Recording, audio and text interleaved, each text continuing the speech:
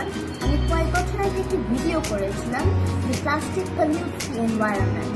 আজকে আমি আপনাদেরকে দেখাবো কি করে প্লাস্টিককে না ফেলে বা অন্য কোনো জিনিসকে না ফেলে অন্যভাবে রিসাইকেল করা যাবে আর ওটাকে মজা করে ক্র্যাফট করে একটা কিছু বানানো যাবে। তো আমি নিজের ক্র্যাফট হিসাবে বানাবো দুইটি বাটারফ্লাই, DIY বাটারফ্লাইজ।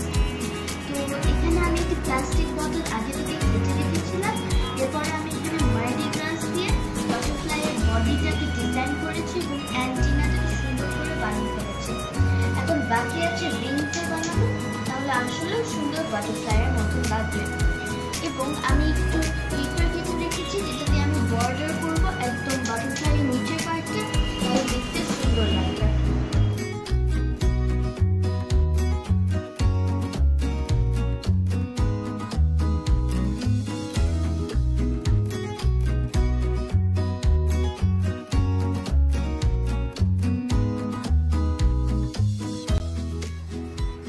বাটারফ্লাইয়ের রিংগুলোকে কেটে এরপর লাগিয়ে ফেলেছি বাটারফ্লাইটার মধ্যে।